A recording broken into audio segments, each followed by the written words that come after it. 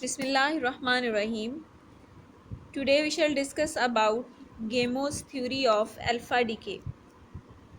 Last lectures के अंदर हमने गेमोस थ्योरी ऑफ अल्फा डिके जो है उसको थ्योरेटिकली डिस्कस किया था। वहाँ पे हमने ये देखा था कि जो अल्फा पार्टिकल हैं जब वो किसी भी न्यूक्लियस में से एमिट होते हैं तो उनकी एनर्जी 4 से 9 मेगा इलेक्ट्रॉन वोल्ट तक होती है, जबकि क्लासिकली अगर हम कैलकुलेट करें उसके लिए पोटेंशियल बैरियर या कूलम बैरियर तो वो वैल्यू हमें ये बताती है कि अल्फ़ा पार्टिकल किसी भी न्यूक्लियस में से एमिट तब तक नहीं हो सकते जब तक उनकी एनर्जी जो है वो 25 मेगा इलेक्ट्रॉन वोल्ट तक ना हो। उसके बाद इस पज़ल को जॉर्ज गेमो ने रिजॉल्व किया था on the basis of quantum tunnelling. उसने ये कहा था कि ऑल्दो अल्फ़ा पार्टिकल के पास इतनी एनर्जी नहीं है कि वो उस पोटेंशियल बैरियर को क्रॉस करके न्यूक्लियस में से एमिट हो सके, लेकिन एक पॉसिबिलिटी ये है चूँकि अल्फ़ा पार्टिकल जो है उसके साथ भी एक वेव एसोसिएट कर रही होती है क्वांटम मैकेनिकली। क्वांटम मैकेनिक्स हमें ये कहती है कि हर पार्टिकल जो है उसके साथ एक वेव एसोसिएट कर रही होती है। सो अल्फ़ा पार्टिकल जो है उनका भी चूँकि वेव बिहेवियर होता है, सो उसके पार्टिकल की बिहेवियर की बेस पे हम ये एक्सप्लेन नहीं कर सकते कि अब अगर उसको 25 mega electron volt energy required थी तो 5 मेगा इलेक्ट्रॉन वोल्ट एनर्जी रखते हुए वो किस तरह उस बैरियर को क्रॉस करके उस न्यूक्लियस में से एमिट हो गया। लेकिन उसके वेव बिहेवियर की बेस पे हम उसको एक्सप्लेन कर सकते हैं कि आपका जो अल्फ़ा पार्टिकल है उसकी वेव नेचर की वजह से वो उस बैरियर में से पेनिट्रेट कर जाता है, उसमें से स्केप कर जाता है, उसमें से ट्रांसमिट हो जाता है, जिसको हमने क्वांटम टनलिंग का नाम दिया था।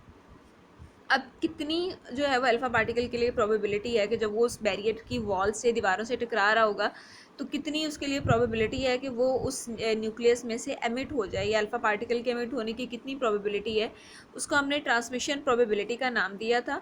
और उसका जो एक्सप्रेशन हमने डिस्कस किया था that was e⁻⁻² gamma D. और यहाँ पे गैमा जो है किसके इक्वल था, it was square root 2m/h² V not minus e. और यहाँ पे वी नॉट जो है ये हमारे पास पोटेंशियल एनर्जी है और ई जो है वो उस पार्टिकल की काइनेटिक एनर्जी है। सो इसी एक्सप्रेशन को लेकर हम आगे चलेंगे। ये हमारे पास जनरल एक्सप्रेशन था किसी भी पार्टिकल के लिए, यानी कोई भी पार्टिकल अगर अपने वेव नेचर की वजह से न्यूक्लियस में से इस्केप कर रहा है, वहाँ से प्रोपिगेट कर रहा है या वहाँ पे टनलिंग हो रही है, तो उसकी प्रोबेबिलिटी हम इस एक्सप्रेशन से फाइंड कर सकते हैं। और चूँकि अल्फ़ा पार्टिकल भी वहाँ से इस्केप करते हैं due to their wave behaviour, so इस एक्सप्रेशन को लेकर हम टिपिकली अल्फ़ा पार्टिकल के लिए जो है वो ट्रांसमिशन प्रोबेबिलिटी को डिफ़ाइन करेंगे। Okay ji, so let's start.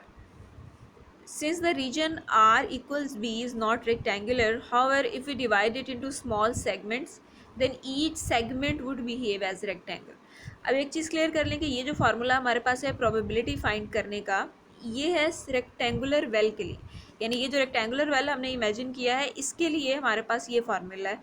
अब अगर हमने यहाँ पे इस रीजन को भी कंसीडर करना है, यहाँ पे भी हमने प्रोबेबिलिटी फाइंड करनी है, तो चूंकि ये जो रीजन है ये रेक्टेंगुलर नहीं है, तो अगर ये रेक्टेंगुलर नहीं है तो ये फार्मूला भी हम इसके ऊपर अप्लाई नहीं कर सकते।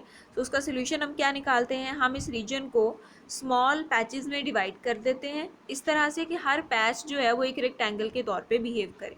सो जब हर एक स्मॉलर रेक्टेंगल्स हमारे पास यहाँ पे बन जाएंगे तो हर रेक्टेंगल के लिए हम अलग से जो है प्रोबेबिलिटी कैलकुलेट करेंगे और उसके बाद उन सारी प्रोबेबिलिटीज़ को ऐड कर देंगे, इंटीग्रेट कर देंगे, तो हमारे पास टोटल प्रोबेबिलिटी आ जाएगी। सो हमने क्या किया कि इस रीजन को स्मॉल पैचेस में डिवाइड कर लिया। ये हमारे पास वो रीजन है जहाँ तक अल्फ़ा पार्टिकल उस न्यूक्लियस का हिस्सा होता है, और उसके बाद इस पॉइंट पे आके वो यहाँ से फ्री हो जाता है, प्रोपिगेट कर जाता है, न्यूक्लियस से बाहर निकल जाता है। सो पॉइंट 2 हमारे पास वो रीजन है जब तक वो उस न्यूक्लियस का हिस्सा भी होता है, यानी यहाँ से भी वो प्रोपिगेट कर रहा होता है, और 2 जो है इससे ऑनवर्ड आपका जो पार्टिकल है वो फ्री हो जाता है। सो गैमा डी इस केस में हम किस तरह से कैलकुलेट कर सकते हैं, हम इसको इंटीग्रेट करेंगे for the whole of path from point 1 to 2, और इसको हम जी से रिप्रेजेंट करेंगे, यानी गैमा डी की जो टोटल वैल्यू हमारे पास आएगी उसको हम जी का नाम देंगे। अब हमें पता है कि जो गैमा है ये किसके इक्वल है, इट इज़ 2m/h² v(r)-q। अब v(r) जो है ये इसका पोटेंशियल है। पोटेंशियल किस तरह से कैलकुलेट करते हैं, उसका सिंपलेस्ट फार्मूला हमने, चूंकि ये कोलम्बिक पोटेंशियल है तो कूलम पोटेंशियल का फार्मूला हमने इलेक्ट्रोस्टैटिक्स के अंदर ड्राइव किया हुआ है, that is k/q/r। Electrical potential V जो है वो हम KQ/R से कैलकुलेट कर सकते हैं। सो K जो है वहाँ पे वो 1/4πε0 के इक्वल होता है। Q जो है वो हमारे पास चार्ज होता है उन दो पार्टिकल्स का जिनके दरमियान हम पोटेंशियल कैलकुलेट कर रहे हैं। सो यहाँ पे हमारे पास दो पार्टिकल कौन से हैं, एक हमारा अल्फा पार्टिकल है और दूसरा वो न्यूक्लियस है जिसमें से अल्फा पार्टिकल आपका एमिट हुआ है। सो अल्फा पार्टिकल में चूंकि दो प्रोटॉन होते हैं तो उनके ऊपर जो चार्ज है वो 2e के बराबर होगा, और जो आपका न्यूक्लियस पीछे बचा है जिसमें से अल्फा पार्टिकल एमिट हो गया, तो अगर हम उसका पहले जो एटॉमिक नंबर था पेरेंट एटम का उसको हम z से रिप्रेजेंट करें, तो चूंकि उसमें से दो प्रोटॉन निकल गए हैं in the form of alpha particle, तो उसका जो एटॉमिक नंबर है वो z-2 रह जाएगा। सो z-2 इंटू ई, z-2 इंटू ई आपके पास आपका जो डॉटर एलिमेंट है उसका चार्ज है, और 2e जो है ये अल्फा पार्टिकल का चार्ज है। टोटल चार्ज जो है वो इनके मल्टीप्लिकेशन से हमें मिल जाएगा ओवर 4πε0 इंटू आर। अब यहाँ पे जो आपका डॉटर एलिमेंट था उसके चार्ज को हमने z-2 लिखने के बजाय z1 लिख दिया, और आपका जो अल्फा पार्टिकल है उसके चार्ज को हमने z2 लिख दिया into e square. So z1 z2 into e square is the total charge over 4πε0 into r. ये हमारे पास पोटेंशियल की वैल्यू आ गई। नेक्स्ट वी हैव क्यू भी हमारे पास पोटेंशियल है, but for the region from 1 to 2, 1 से 2 तक जो आपका रीजन है इसके लिए हमारे पास पोटेंशियल है। So this is z1 z2 e square over 4πε0 d। Same उसी पैटर्न पे हम लोग चलेंगे, लेकिन यहाँ पे हम b जो है इसका इस्तेमाल करेंगे, यानी यहाँ पे जो हमारा डिस्टेंस है 0 से लेकर 0.1 तक, इसको हमने स्मॉल r से रिप्रेजेंट किया है। सॉरी, r जो है वो आपका टोटल लेंथ है, और b जो है वो आपके पास रीजन 1 से 2 तक की जो लेंथ है। ओके, सो गैमा आर जो है किसके बराबर होगा, 2m/h का स्क्वायर, और जो आपका टोटल पोटेंशियल है उसमें से ये वाला पोटेंशियल माइनस कर देंगे, फिर आपके पास जो है वो गैमा डी की वैल्यू आएगी, यानी v ऑफ आर में से q को हमने सब्ट्रैक्ट करना है। सो यहाँ पे z हमने v और q की वैल्यू सब्स्टिट्यूट की हैं। z1 z2 ई स्क्वायर दोनों के अंदर कॉमन है, 4πε0 दोनों के अंदर कॉमन है, तो इसको हमने कॉमन कर लिया, और पीछे जो चीज़ हमारे पास डिफरेंस है that is r and b। So 1/r minus 1/b। Next ये सारे के सारे फैक्टर चूंकि कांस्टेंट था इसको हमने अलग कर लिया, 2m/h का square z1 z2 E square over 4πε0, और जो चीज़ इंटीग्रेटेबल है वो हमारे पास है 1/r माइनस 1/b का स्क्वायर रूट। अब यहाँ पे ये जो आपके पास एक्सप्रेशन है इसको हम डायरेक्टली जो है वो कैलकुलेट नहीं कर सकते, इंटीग्रेट नहीं कर सकते, तो यहाँ पे हम सब्सटीट्यूशन करेंगे। अब सब्सटीट्यूशन क्या करेंगे, where r equals r and r equals b are the limits. यहाँ पे हमने लिमिट्स डिफाइन की हैं कि r से लेकर b तक ये जो हमारे पास है ये इंटीग्रेशन की लिमिट्स है, यानी r से लेकर b तक जो है ये हमारी लिमिट्स ऑफ इंटीग्रेशन है, यानी यहाँ से यहाँ तक जो है वो हम इसको कैलकुलेट करने जा रहे हैं। ओके जी, सो हम सब्सटीट्यूशन क्या करेंगे, we shall put r equals b sine square theta. हम r की जगह पे b sine square theta substitute करेंगे, और देन जब हम इसका डिफरेंशियल लेंगे तो डी आर किसके बराबर बन जाएगा, b चूँकि कांस्टेंट है एज इट इज़ आएगा, साइन स्क्वायर थीटा है तो इसका डिफरेंशियल कैसे लेंगे, पावर रूल अप्लाई करेंगे। पावर रूल क्या कहता है, 2 स्टार्ट पे आ जाएगा, पावर में से एक कम, यानी 2 में से एक कम कर देंगे तो वह यहाँ पे साइन थीटा ओनली रह जाएगा। सो 2 साइन थीटा, और उसके बाद जिस चीज़ की पावर है उसका दोबारा डेरिवेटिव, तो साइन थीटा का दोबारा डेरिवेटिव लेंगे तो कॉस थीटा आ जाएगा। सो 2b sine theta cos theta, ये हमारे पास इसका डेरिवेटिव है। साथ में डी थीटा, चूँकि हम डिफरेंशियल ले रहे हैं तो साथ हम डी थीटा लगाएंगे कि थीटा के रिस्पेक्ट हमने इसका डेरिवेटिव लिया है। सो ये चीज़ें जो हम यहाँ पे पुट करेंगे इस इक्वेशन के अंदर, 1/r का मतलब होगा 1/b sine square theta minus 1/b as it is रहेगा, और डी आर की value 2b sine theta cos theta D theta, ये यहाँ पे एज इट इज़ आ जाएगा। अब ये एक्सप्रेशन किस तरह से आया है, यहाँ पे देखिए अगर हम r की जगह पुट करें b साइन स्क्वायर थीटा तो ये बन जाएगा 1/b sine square theta minus 1/b। अब आप इसका एलसीएम लें तो हमारे पास एलसीएम में आएगा b sine square theta, r के ऊपर यहाँ पे हमारे पास बचेगा ओनली साइन स्क्वायर थीटा, और माइनस यहाँ पे बच जाएगा, सॉरी यहाँ पे बचेगा 1 और माइनस, चूँकि b साइन स्क्वायर थीटा हमारा एलसीएम है तो यहाँ पे b मौजूद है, साइन स्क्वायर थीटा नहीं है, तो यहाँ पे हम साइन स्क्वायर थीटा लगा देंगे। सो ओवरऑल हमारे पास चीज़ क्या बनेगी, 1 minus sine square theta over b sine square theta. अब 1 माइनस साइन स्क्वायर थीटा जो है ये बन जाएगा कॉस स्क्वायर थीटा, तो हमारे पास आएगा cos square theta over b sine square theta, और cos theta over sine theta cot के इक्वल होता है, so cos square theta over sine square theta would be equal to cot square theta, और b जो है वो denominator में as it is रहेगा, so 1/b cot square theta into 2b sine theta cos theta into d theta. अब next हमने क्या किया है, कॉट स्क्वायर थीटा है, स्क्वायर के साथ हमने स्क्वायर रूट को कैंसिल आउट कर दिया, कॉट थीटा को बाहर लिख लिया। अब कॉट थीटा चूंकि कॉस ओवर साइन के इक्वल था, यानी स्क्वायर यहाँ पे खत्म होगा, सिंपली कॉट थीटा यहाँ पे है, सो अब हमारे पास है cot theta sine theta cos theta. So cot theta को हम लिख सकते हैं cos theta over sine theta, so ये साइन थीटा से कट जाएगा, और कॉस थीटा एक यहाँ से बचेगा, एक यहाँ से ही हमारे पास cos square theta D theta बच जाएगा। दूसरे नंबर पे हमने क्या किया है कि ये जो बी है, बी का हम दो तरह से इसको सिंप्लीफाई कर सकते हैं। एक तो ये है कि इसका स्क्वायर लें, साथ स्क्वायर रूट लें, तो स्क्वायर और स्क्वायर रूट लेके इसको भी स्क्वायर रूट साइन के अंदर ले जाएं, तो स्क्वायर रूट साइन में फिर क्या बचेगा, B square over B whole का स्क्वायर रूट, तो एक बी से बी कट जाएगा, स्क्वायर रूट बी आपके पास यहाँ से बच जाएगा। या हम ये कह सकते हैं कि ये जो बी होल में लिखा हुआ है, बी का मतलब इसका उसको हम दो दफ़ा स्क्वायर रूट बी लिख सकते हैं, तो एक दफ़ा स्क्वायर रूट बी इस स्क्वायर रूट वाले बी से कैंसिल आउट हो जाएगा, और एक स्क्वायर रूट बी यहाँ पे बच जाएगा। सो 1 का स्क्वायर रूट लेंगे तो वो वैसे ही 1 आ जाएगा। स्क्वायर रूट बी जो डिनोमिनेटर में था उसको इसके साथ कैंसिल आउट कर दिया, तो यहाँ पे हमारे पास एक स्क्वायर रूट बी बच गया। और कॉट स्क्वायर थीटा जो था उसका भी हम स्क्वायर कैंसिल आउट करके स्क्वायर रूट से बाहर ले आए थे, उसको हमने कॉस थीटा और साइन थीटा लिखा, साइन थीटा से साइन थीटा कट गया, तो कॉस स्क्वायर थीटा पीछे बचा एंड डी थीटा। तो यहाँ तक अभी हमने इसको सिंप्लीफाई किया है। नेक्स्ट स्क्वायर रूट बी जो है ये हमने एज इट इज़ रखा cos square theta, cos square theta हमारे पास आइडेंटिटी है, ये बराबर होता है 1 प्लस कॉस 2 थीटा बाय 2, तो 1 प्लस कॉस 2 थीटा बाय 2, तो वो जो डिनोमिनेटर में 2 था वो इस 2 के साथ कट गया है, तो हमारे पास बचा क्या है, square root B into 1 plus cos 2 theta. अब स्क्वायर रूट बी भी कांस्टेंट है, इसको भी हमने स्क्वायर रूट के इंटीग्रेशन साइन के बाहर लिख लिया, पीछे ये चीज़ बची है जिसको हमने इंटीग्रेट करना है, 1 plus cos 2 theta into d theta. अब 1 की इंटीग्रेशन जो है वो थीटा के आएगी, क्योंकि हम विद रिस्पेक्ट टू थीटा इसको इंटीग्रेट कर रहे हैं। कॉस 2 थीटा की इंटीग्रेशन होगी साइन 2 थीटा, और 2 थीटा का दोबारा से डेरिवेटिव लेंगे 2, और उसकी इस चीज़ के साथ हम इसको डिवाइड कर देंगे।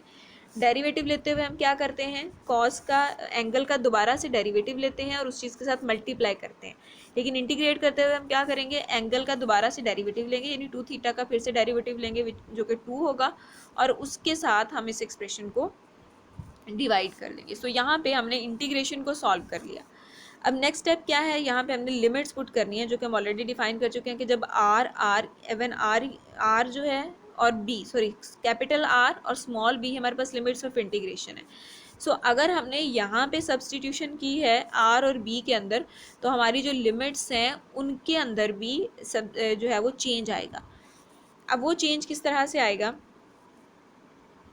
कंसिडर करें कि ये आपका, यानी ये जो हमारा कांस्टेंट है इसको फिलहाल मैं कंसिडर नहीं कर रही, इसको हम बाद में साथ मिला लेंगे। अभी हमारा टारगेट ये एक्सप्रेशन है जिसको हमने इंटीग्रेट किया है, theta plus sign 2 theta by 2, और इसके अंदर हमने लिमिट्स पुट करनी है। So theta plus sign 2 theta by 2, इसकी लिमिट्स आर से बी तक थी।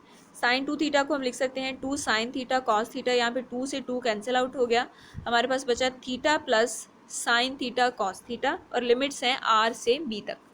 अब इन लिमिट्स को भी हमने चेंज करना है, क्योंकि जब हम सब्सटीट्यूशन करते हैं, जब हमने आर और बी की जगह चेंज हमने किया है, तो लिमिट्स जो हैं वो भी उसी हिसाब से चेंज हो जाएंगी।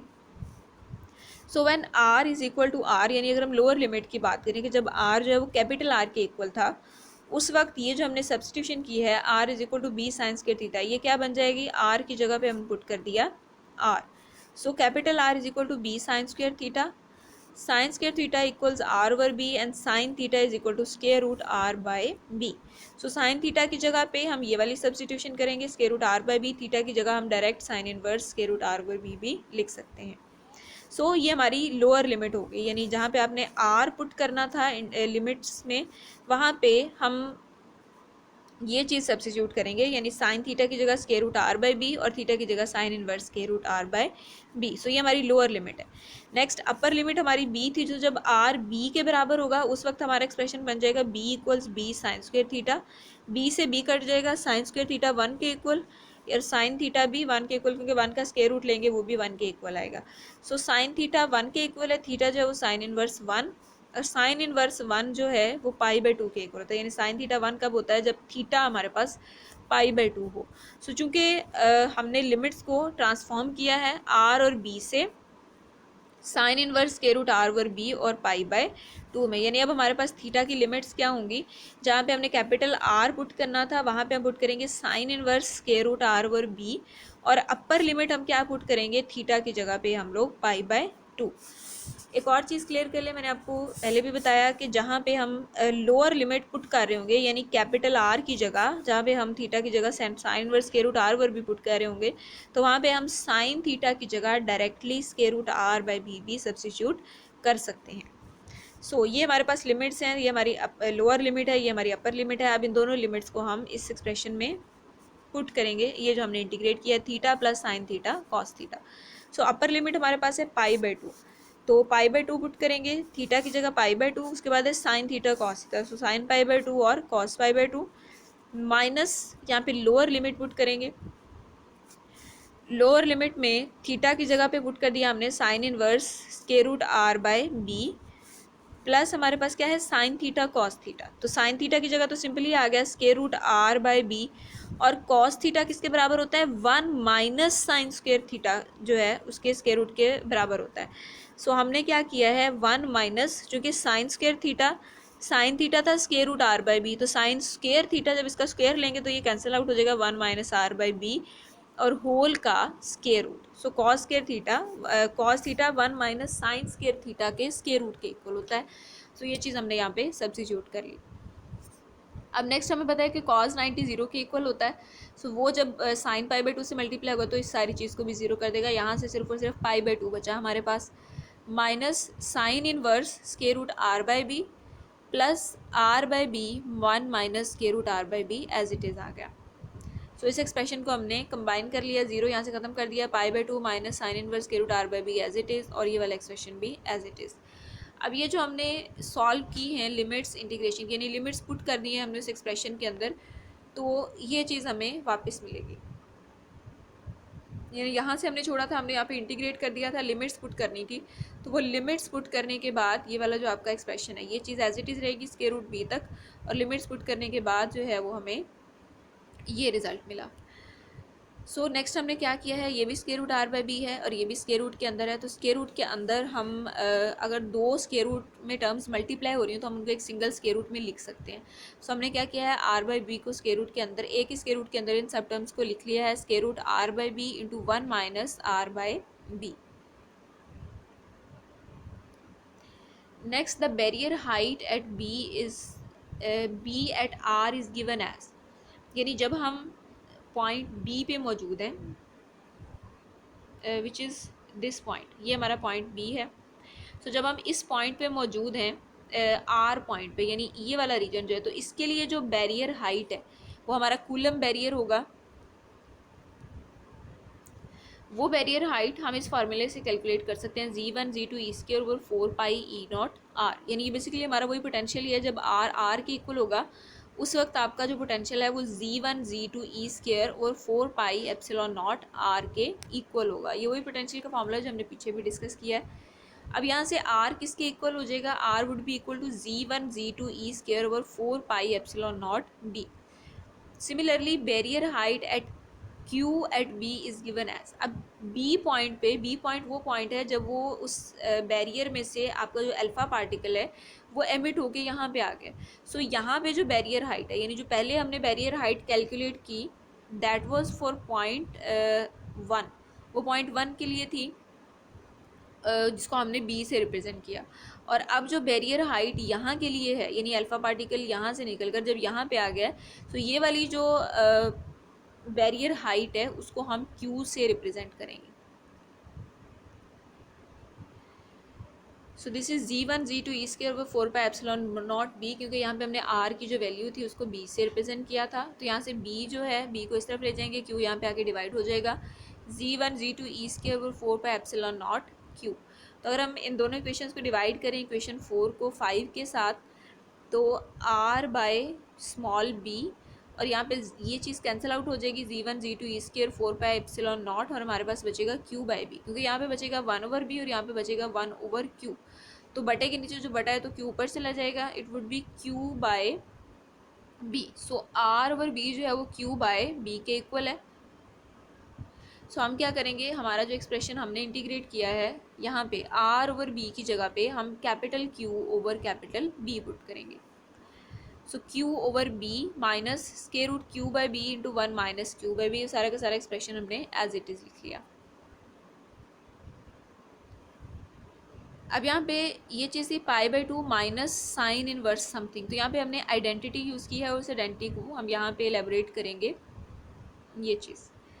उससे पहले यहाँ पे ये पहले एक चीज़ हमने की हुई है कि z1 z2 E square into z1 z2 E square, ये जो है इसको हमने स्केयर हो जाएगा, यानी z1 z2 E square over 4 pi epsilon not, ये चीज़ 2 टाइम्स है। तो इसका स्केयर हो जाएगा, स्केयर होकर ये स्केयर रूट साइन से बाहर आ जाएगी, z1 z2 E square over 4 pi epsilon not और 2m ओवर h का स्केयर क्यू, ये चीज़ हमारे पास यहाँ पे इसके अंदर रह जाएगी। अब यहाँ पे हमने बेसिकली किया क्या है, हमने b की जगह पे ये वाली वैल्यू जो है वो सब्स्टिट्यूट की है, क्योंकि यहाँ पे हमारे पास स्केयर रूट b था, तो स्केयर रूट b की जगह पे हमने ये वाली value within square roots यहाँ पे पुट कर दी है और इस चीज़ का स्केयर बन गया है, ये स्केयर रूट से बाहर आ गई है, 2m ओवर h का स्केयर क्यू जो है ये स्केयर रूट के अंदर ही है। Since Q is of the order of 5 mega electron volt, अब Q जो था ये बैरियर से बाहर वाली हाइट है, यानी ये बेसिकली वो एनर्जी है जो कि अल्फ़ा पार्टिकल्स के पास मौजूद है 5 मेगा इलेक्ट्रॉन वोल्ट। और जो हमने पोटेंशियल वेल के अंदर बैरियर कैलकुलेट किया था जिसको हमने B का नाम दिया था, वो 25 मेगा इलेक्ट्रॉन वोल्ट था, यानी ये वो बैरियर हाइट थी जितनी एनर्जी अल्फ़ा पार्टिकल के पास होनी चाहिए। और 5 मेगा इलेक्ट्रॉन वोल्ट की वो एनर्जी है जो कि अल्फ़ा पार्टिकल के पास एक्चुअली है जब वो उस वेल में से एस्केप कर गए। सो क्यू जो हमारे पास है वो उस बैरियर से बाहर निकलने के बाद वाली एनर्जी है जो कि 5 मेगा इलेक्ट्रॉन वोल्ट है, और क्यू बी जो है ये वो एनर्जी है जो कि होनी चाहिए थी, जो कि वो पोटेंशियल बैरियर हमें बताता है कि 25 मेगा इलेक्ट्रॉन वोल्ट होनी चाहिए थी। सो जब हम यहाँ पे क्यू बाई बी को मल्टीप्लाई करेंगे इस अंदर वाली टर्म्स के साथ, तो ये बन जाएगा क्यू बाई बी माइनस ये बनेगा Q square by B square. So हमने कहा क्यू जो है वो 25 मेगा इलेक्ट्रॉन वोल्ट की रेंज में आता है, बी जो है वो 5 की रेंज में आता है। सो क्यू का जब स्केयर लेंगे 25 का वो और भी बड़ी टर्म बन जाएगी, और बी का स्केयर लेंगे तो वो 25 बनेगी। सो इसका मतलब डिनोमिनेटर बहुत बड़ा है, न्यूमरेटर हमारे पास बहुत न्यूमरेटर हमारे पास छोटा है, यानी क्यू जो है वो 5 की रेंज में है, बी 25 की रेंज में है। सो जब डिनोमिनेटर बड़ा होता है न्यूमरेटर छोटा होता है तो उस वक्त आपके पास जो आंसर आता है वो 0.00 समथिंग आता है। सो 0.00 समथिंग इतनी छोटी वैल्यू है कि उसको अगर हम निगलेक्ट भी कर दें तो इवन देन हमारे एक्सप्रेशन पे कोई फ़र्क नहीं पड़ेगा। सो हमने Q square over B square को यहाँ से ख़त्म कर दिया, सिर्फ और सिर्फ क्यू बाई बी 1 से जो मल्टीप्लाई हुआ है वो चीज़ वहाँ पे आ गई है, square root Q by B. और यहाँ पे देखिए हमने आइडेंटिटी का यूज़ किया था, ये जो चेंजिंग्स आए हैं हमने कॉज इनवर्स में लिखा, देन दोबारा उसको वापस उसी फॉर्म में लिख दिया और देन साइन ख़त्म कर दिया। ये हमारे पास आइडेंटिटी है कि कॉज इनवर्स एक्स ये बराबर होता है पाई by two minus sine inverse x. तो एक स्टेप पहले हमने ये किया कि ये जो हमारे पास चीज़ बनी थी pi by two minus sine inverse X यानी square root R by B, इसकी जगह पे हमने लिख दिया cos inverse square root R by B. दूसरे नंबर पे यही चीज़ pi by two minus X के इक्वल भी है, यानी आप इसको pi by two minus only X भी लिख सकते हैं साइन इनवर्स को ख़त्म करके। सो नेक्स्ट स्टेप में हमने क्या किया है, हमने इसको pi by two minus square root Q by B लिख लिया, यानी इस आइडेंटिटी को यूज़ करते हुए हमने यहाँ से साइन इनवर्स को ख़त्म कर दिया है और इसको pi by two minus square root Q by B लिख लिया। नेक्स्ट ये इसको सिंप्लीफाई कैसे किया है कि Q by B as it is आ गया जब अंदर 1 से मल्टीप्लाई हुआ, और यही क्यू बाई बी जब इससे मल्टीप्लाई होगा तो Q square over B square उस टर्म को हमने निगलेक्ट कर दिया। सो यहाँ पे दो टर्म्स बची, square root Q by B minus square root Q by B, दोनों को कंबाइन करेंगे minus 2 square root Q by B. अब यहाँ पे जो quantity square root Q by B है small as compare to pi by two. So again Q जो है वो 5 है, बी जो है वो हमारे पास 25 है, तो इसका जब हम डिवाइड करेंगे तो वो हमारे पास आंसर 0.2 समथिंग आएगा, और जब स्क्वायर रूट लेंगे और भी छोटी सी टर्म आएगी। सो 1 से भी बहुत छोटी ये क्वांटिटी है, और दूसरी साइड पे हमारे पास एंगल है पाई बाई टू दैट इज़ 90। सो ये जो एंगल हमारे पास है पाई बाई टू, और यहाँ पे जो चीज़ बनती है सो ये वैल्यू बहुत स्मॉल है as compare to pi by two, तो हम क्या करेंगे इसको निगलेक्ट कर देंगे square root Q by two B को, तो ये चीज़ भी यहाँ से ख़त्म होगी, हमारे पास सिंपली पाई बाई टू बचा है यहाँ से। ओके, सो नेक्स्ट हमने क्या किया है, इस टर्म को निगलेक्ट कर दिया, ये पाई/2 के इक्वल आ गया। और फर्दर क्या किया है कि जो Q है उसकी जगह पे हाफ mv² हमने पुट किया है। Q हमारे पास हमने कहा था वो एनर्जी है जो कि उस बैरियर से बाहर आने के बाद है, and this is the kinetic energy of alpha particle with in the nucleus. यानी जब वो न्यूक्लियस के अंदर था तो उस वक्त उसकी जो जब वो न्यूक्लियस से बाहर है, आउटसाइड द न्यूक्लियस, तो वहाँ पे उसकी एनर्जी हाफ mv² के बराबर है। सो Q की जगह पे हमने हाफ mv² पुट किया। तो यहाँ पे mv² और हाफ जो था वो 2 ऊपर चला गया, 2 इंटू 2 4 बन जाएगा। यहाँ पे m जो है वो m के साथ कैंसिल आउट हो जाएगा, और 4 का जब स्क्वायर रूट लेंगे तो स्क्वायर रूट से बाहर आके वो 2 होगा, 2 जो है वो इसके साथ कैंसिल आउट हो जाएगा, और पाई जो है वो इस पाई के साथ कैंसिल आउट हो जाएगा। सो पीछे हमारे पास क्या चीज़ बचेगी, एच का स्क्वायर जो है स्क्वायर भी इसके साथ कैंसिल आउट हो जाएगा। सो z1 z2 e² ऐसे ही रहा।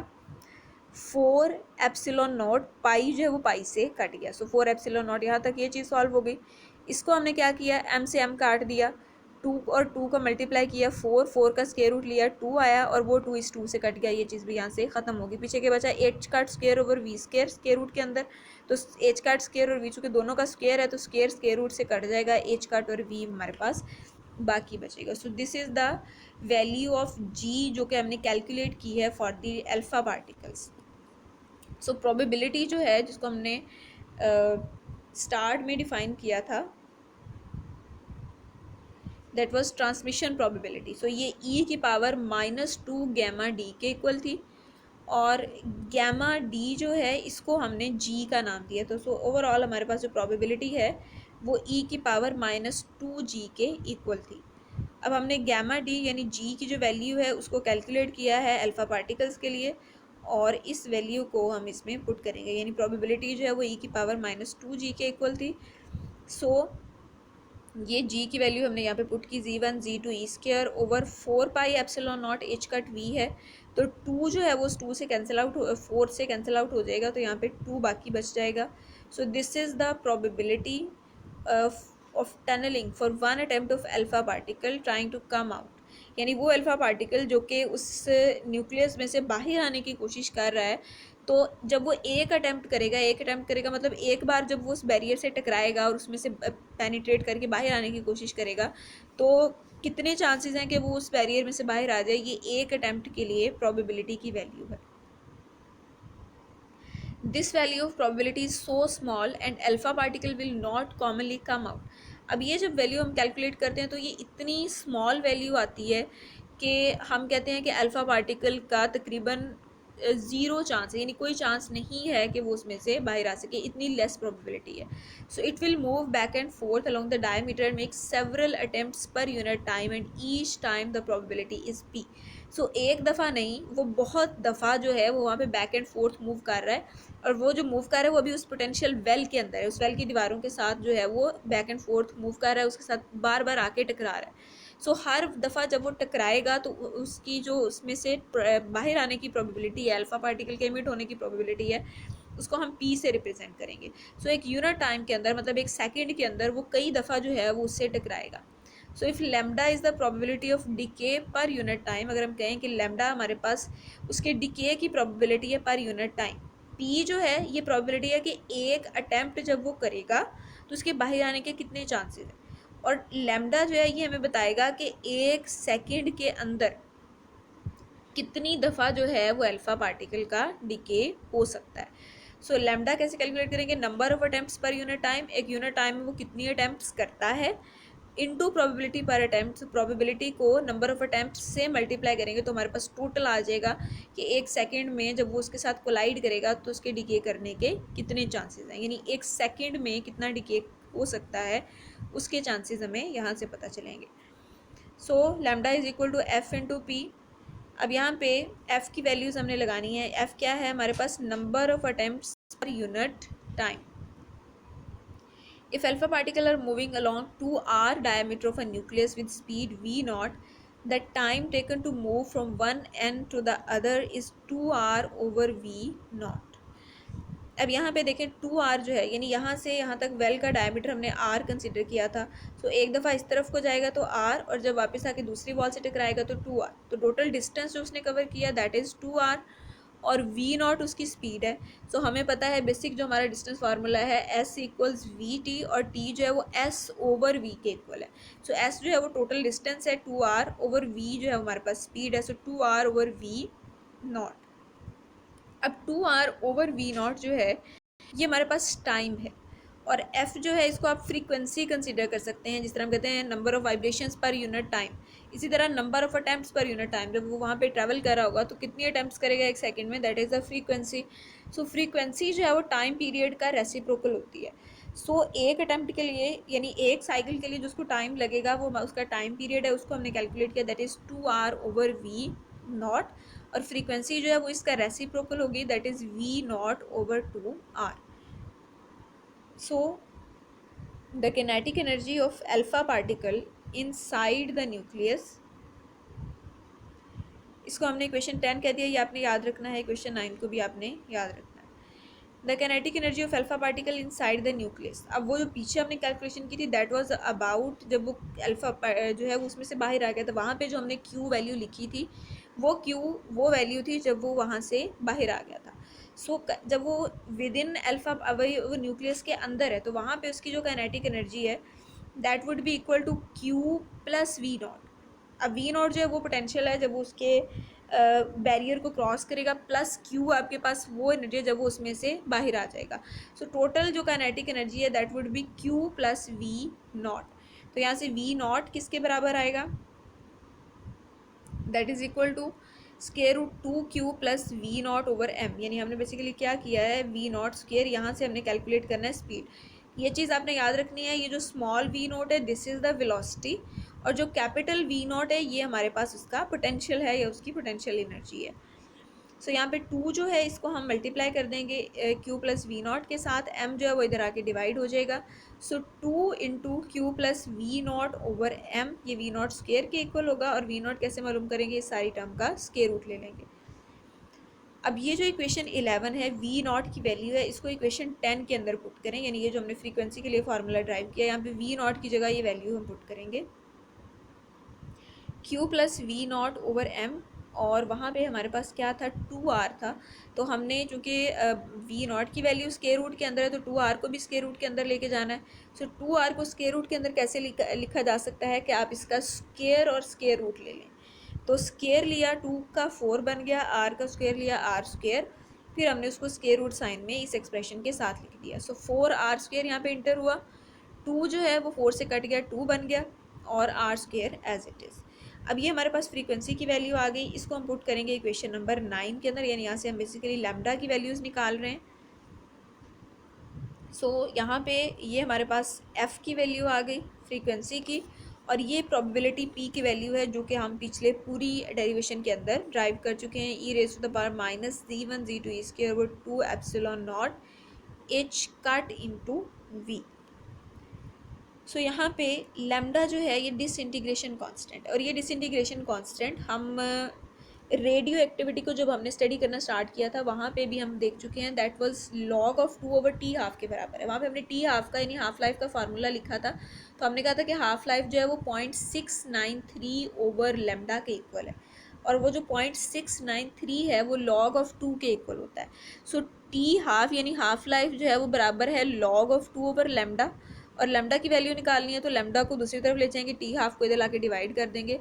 सो लैम्डा जो है वो log of 2 over T half के बराबर है। लॉग ऑफ 2 हमारे पास कांस्टेंट फैक्टर है, T half is the half life of that particular element, यानी वो एलिमेंट जिसमें से अल्फा पार्टिकल एमिट होगा, वो एलिमेंट डिके करेगा, टूटेगा और अल्फा पार्टिकल एमिट करेगा, उसकी हाफ लाइफ जो है वो टी हाफ। अब हाफ लाइफ का क्या मतलब है कि कितने टाइम में उस सैंपल में से आधा सैंपल जो है वो डिके कर जाएगा, यानी आधे एलिमेंट्स में से, आधे न्यूक्लियाई में से अल्फा पार्टिकल एमिट हो जाएंगे, ये वो टाइम है।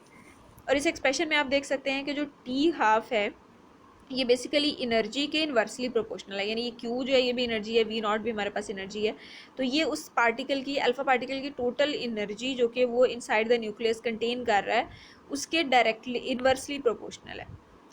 It shows that half life is inversely proportional to Q. अब इसके इनवर्सली प्रोपोर्शनल होने का क्या मतलब है? This means that alpha particle with higher energy, अब जिन अल्फा पार्टिकल की एनर्जी ज़्यादा होगी will have a shorter half life, तो उनकी हाफ लाइफ कम होगी।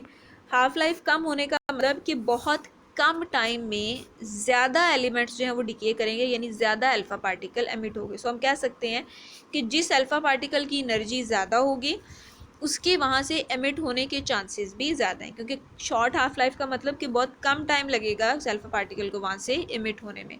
That is it would take less time to come out of the potential well, कि उसको उस पोटेंशियल वेल से बाहर आने में कम टाइम लगेगा। Alpha particles move back and forth inside the nucleus and collides with its walls billion trillion times. अब ये हम ऑलरेडी बता चुके हैं कि बहुत कम प्रोबेबिलिटी होती है कि एक दफ़ा जब वो कलाइड करता है तो उसके बाहर आने के चांसेस बहुत कम है। सो एक अल्फ़ा पार्टिकल जो न्यूक्लियस में से निकलता है वो बिलियन ट्रिलियन टाइम्स जो है, यानी करोड़ों अरबों दफ़ा वो पहले उस वॉल से आके टकरा चुका होता है, और उसके बाद कहीं उसके लिए जाके एक प्रोबेबिलिटी, एक पॉसिबिलिटी बनती है कि वो उस न्यूक्लियस में से बाहर आ सके। So it may have to wait an average 10 billion years before it escape from the nucleus. तो हो सकता है कि उसको 10 बिलियन ईयर्स लग जाएं उस न्यूक्लियस में से बाहर आने के लिए, यानी इतना ज़्यादा टाइम लग सकता है। इतने सारे टाइम जो है वो उससे टकराता है, कोलाइड करता रहता है, और बिलियंस ऑफ ईयर्स के बाद फिर उसे एक अल्फा पार्टिकल को मौका मिलता है कि वो उस एलिमेंट में से बाहर आ सके। तो ये जो हमने प्रोबेबिलिटी की वैल्यू कैलकुलेट की है अल्फा पार्टिकल के लिए, जो हमने डेरिवेशन की, उसकी बेसिस पे हमने ये बताया है कि एक्चुअली क्या हो रहा होता है कि जो आपका जो अल्फा पार्टिकल है, ऑल्दो वो वहाँ से टनलिंग की प्रोबेबिलिटी है, वो उस बैरियर को उसमें से स्केप कर सकता है पेनिट्रेट करके, यानी उसको ऊपर से क्रॉस करके नहीं बल्कि उसके अंदर से गुजर के पेनिट्रेट करके बाहर आ सकता है। लेकिन उसके भी चांसेस इतने कम हैं कि वो लाखों करोड़ों दफ़ा जो है वो उस वॉल से आके टकराता है और बिलियंस ऑफ ईयर्स लग जाते हैं। उसके बाद फिर एक चांस होता है कहीं कि वो अल्फ़ा पार्टिकल उसमें से टनलिंग के थ्रू, उसमें से पेनिट्रेशन के थ्रू जो है वो बाहर आ सके।